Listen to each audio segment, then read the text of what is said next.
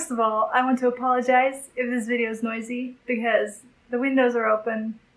It's very hot. I'm not gonna close them. I have no AC. But today's another book talk video. This is the third book talk video I've made, and I'm starting to think I need to change the way I do these because I read so many books that I just don't have the time to make a book talk video about each and every one of them, unless my entire channel would be book talk videos, and I don't really want to do that. So this is probably gonna be the last big book talk video I'm gonna do. I am still gonna do something. Probably I'm gonna read 5 books and then just put it all in one video, but we'll see what happens with that. Anyways, today's book talk is about 1984 by George Orwell.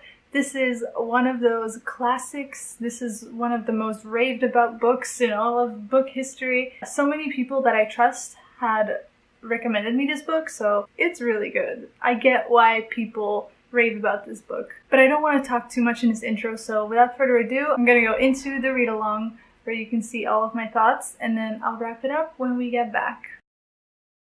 I'm around page 40 now. I'm really enjoying it. The atmosphere is really scary, creepy. Yeah.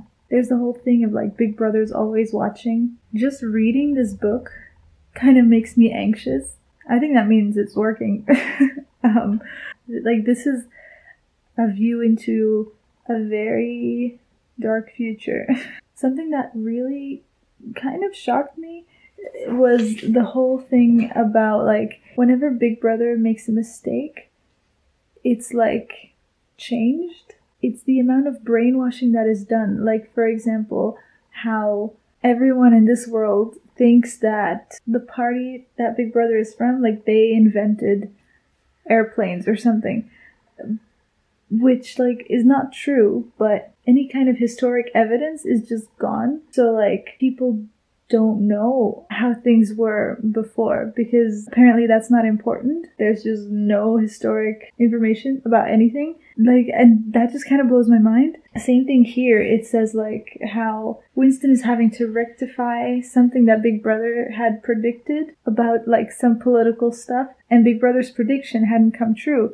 So it's Winston's job to change the speech or change the record of the speech so that it seems as if Big Brother was right all along. So they're pretty much just changing information. And that idea is so terrifying to me. Because then it's there's just no truth out there. And it's a little creepy because I feel to a certain extent this happens in our world now. You know how media are kind of not always all that objective or truthful. Yeah, man, it's scary. One thing I'm wondering about a little bit is how much do the people know about this? Because it seems everyone just knows that this is going on. Everybody knows that nothing is real because everything has just been edited. So Winston knows this because it's his job to rectify stuff. But what about other people? Does everyone just know this, and is everyone just okay with this, or do they just have to be okay with it because they'll get vaporized? It seems to me at this point that everybody knows, but that everybody just goes along with it. Maybe because they're scared, maybe just because they've been brainwashed, or everybody just kind of jaded. It's so interesting, but at the same time, this whole thing is so depressing. I'm at around page 80 now, and I'm just finding it so freaky how people don't know what really happened in the past because people just change the history books all the time to make the now look better. And it just gets me thinking, and I'm just is that what we're doing now? What if history is wrong? What if it's all fiction? I don't know. It's I never thought of this stuff before, and now it's weird, right? I don't know. But this whole idea of sort of the government trying to shush people and trying to make them believe that everything's okay when in fact not everything's okay. In fact, people's lives are not very good, but they kind of indoctrinate people to believe that everything is okay and that their lives are fine. And like that kind of stuff, oh man. But also, I am kind of itching for like something to happen. Not that like nothing has happened, but like I feel like, I mean, I'm not sure, but I feel like the main character is gonna like start a revolution or something, or like someone's gonna rebel. Maybe the main character and then that other guy, like the big guy from work. I feel like they're gonna like start some type of rebellion. I don't know. I would be excited for that. I hope something like that happens, because for now it's literally just been a bit of like explanation about how the world works, and I like that they're taking their time with this, because it's like, you know, this is the type of world building you need for a novel like this. But yeah, I'm hoping something exciting is gonna happen. Okay, so I finished part 1. I'm sorry about the cicada noise. It's a thing. I'm not gonna close the window because it's too hot. Oh, they're so loud though. I hope you can even hear me. Yesterday evening I was reading and I like legit got really paranoid about like real life. And I was like, what even is real? I don't know. This book kind of messes with me. I don't know. Like, what if everything I learned in the textbooks at school is just not real? I mean, it probably is, but like reading this book, you start questioning everything. So that's great. I also like that like stuff is starting to move along a little bit, like how Winston went back to the place where he bought the book, and like he's like even thinking of renting a room there and stuff. And then the woman from his work, she was there, and like he's scared that she's like following him, but I feel like maybe she also wants to rebel, and she knows that he wants to rebel, and so like they gonna work together or something. I don't know. I think that would be cool. I want him to have someone else. I want there to be like a team, because now it's just Winston and it's kind of, you know, like sad. Like I want him to have someone to rebel with. Okay, I read some more and it's getting really interesting. The girl gave him a note saying, "I love you." It's like either really cute or really suspicious. Like what if it's a trap? That's what I keep thinking. But like I don't want it to be a trap. Like I want good things for these people, you know what I mean? But yeah, like now I'm like really getting into it. I don't really understand why this lady, Julia, why she is in love with him. They never talked, right? And they've only seen each other at work when they're like keeping up their appearances. But like she wrote him a note saying, "I love you." And I'm like, how? Like, did she see through all that? And like, how? And like, I mean, to say "I love you," I feel like it's kind of intense. So like, I don't know about her. There's this bit here where they're talking about Winston's wife. The way they talk about her, I feel like is so rude. Like, he's literally saying that he wanted to push her off a cliff. And Julia's like, "Yeah, I would've." And I'm just like, that's not how you talk about people. That's really rude. Yeah, I don't know if I like these two. I don't know. They're with O'Brien in his house, and they're talking about, like, the conspiracy and the Brotherhood and stuff. O'Brien's asking them all of these questions, like, are you prepared to give your life for the cause? Are you prepared to feed, forage, blackmail, corrupt the minds of children, encourage prostitution, you know, anything to weaken the power of the party? They're like, are you willing to like throw acid in a child's face if we ask you to? And they're all like, yeah, we can do it. And then they're like, you are prepared, the two of you, to separate and never see each other again? And then they're like, no. And I'm like, you are prepared to throw acid in a child's face, but you're not prepared to break up. Is that supposed to be romantic? Because it's like messed up. I don't, what? Maybe this is a weird thing to like focus in on, but this got me like shocked.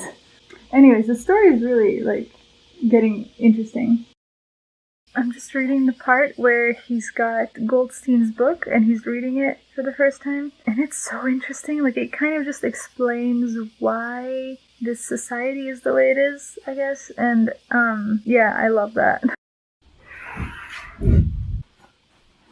So it's been a while. I only have this much left. A lot of stuff has happened. I don't even remember when I last updated. He got the book from Goldstein. That part was really interesting at first, but I thought it dragged on for quite a long time. And it was pretty much like, it was saying something that could have been explained in like a couple pages, but it just dragged on and on and on. What was in the book was pretty much exactly what we had been told already through Winston. And it was just like those thoughts explained again, but like in a more academic way. And like, I don't think it should have taken like so many pages. Soon after that, they got captured, it was like very fast. Like they didn't even manage to do anything. Now he's been in this torture room for quite a long time, and O'Brien is there, and O'Brien is actually torturing him, and I'm very confused. Like, I'm wondering, is O'Brien really with the Resistance, or was that just a way to capture Winston? I don't think so, because he did give him Goldstein's book.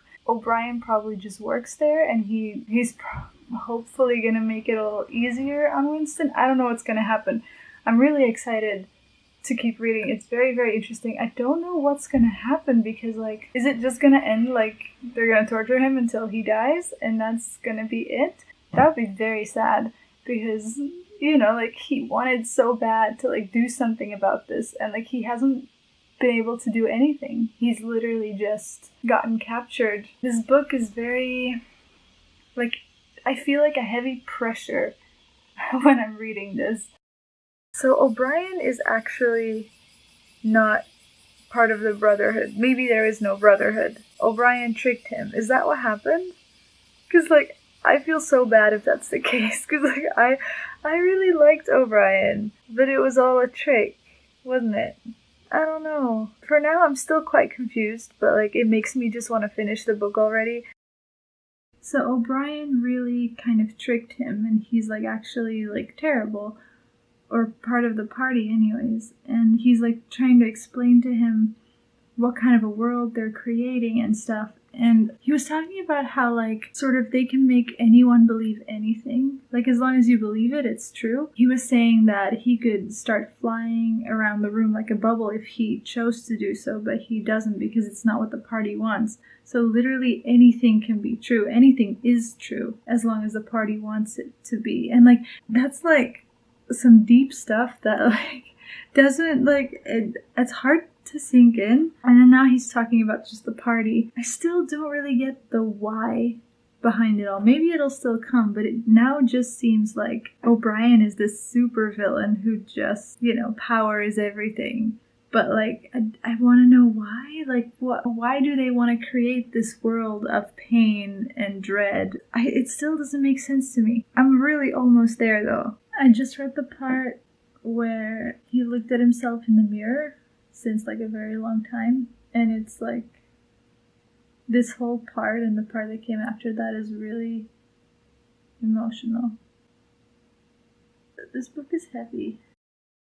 It's happening. I guess the brainwash is complete. Like, he believes that 2 and 2 is 5, and he believes all the things, and it seems like he's become just sort of, you know, like all of those other people who are just like believing in the party only and like not just, you know, brainwashed. And honestly, I'm kind of shocked. Maybe I should have seen that coming. I don't know. But I'm like shocked. And this is making me think, like, what if, you know, all those other people in the book who kind of Winston was kind of looking down upon as, you know, people who just blindly followed the party and who weren't thinking critically. What if those people used to be like Winston and they went through all of this, like, torture and brainwashing and now, you know, they were the Winston from the future. Yeah, okay, I need to finish this. Okay, so he's not all there yet. He still hates Big Brother, apparently. So we're not there yet. He's going to room 101. The part with the rats was so terrifying. It's finished. This was an intense read. Like, really. Whew, it was a lot. But, like, I guess I could have expected that. This is, like, one of those books that so many people say, like, had a huge effect on them. And, like, now I get why. This book makes you think about so many things. I really, really liked it. It's a lot. This book is a lot to take in. But yeah, I'm very happy that I read it, finally.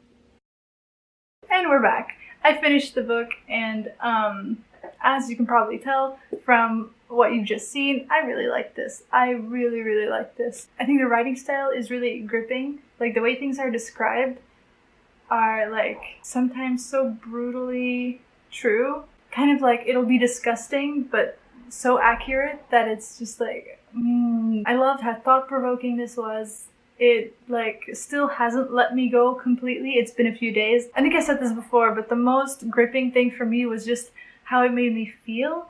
Like, there was just, like, pressure that I felt the entire time I read it. It was a lot. It was like I could really feel what it was like to live in this society. I loved that I never knew where the story was going, and it totally surprised me all throughout the end. It was so good. I don't really have much negative to say. I guess it started off a little bit slow for me because the first 100 pages, not that much happens. It just takes its time with the world building, and I liked it, but it did drag on a little bit. And then once, stuff started happening, I got really, really into it. I've seen this compared a lot to Fahrenheit by Ray Bradbury, which Ray Bradbury is one of my favorite writers of all time. And I get the comparisons, but I think the two books are kind of talking about two completely different things. The point is very different, where Fahrenheit is much more poetic with its whole thing, and much more talking about books and stories, which I love. Don't get me started, Fahrenheit. Whereas this one, it focuses on just the whole world and society. It's a lot broader. I think it's hard to say you have to pick one that you like better than the other, because I don't think that's fair. I don't think they're that comparable. I love both because I think they're both thought-provoking and beautifully written. I would highly recommend this to anyone. It talks about a future that is very scarily realistic. Even though it talks about 1984, I feel like a lot of what's in this book has semi-come true / might come true in the future completely. And, that's stuff to think about. I give this a 5 out of 5 stars, probably an 8.5 out of 10. I hope you enjoyed my book talk, read along, whatever this was, of 1984. I hope you have a wonderful day. I hope you are reading a great book, and I will see you in the next video. Goodbye.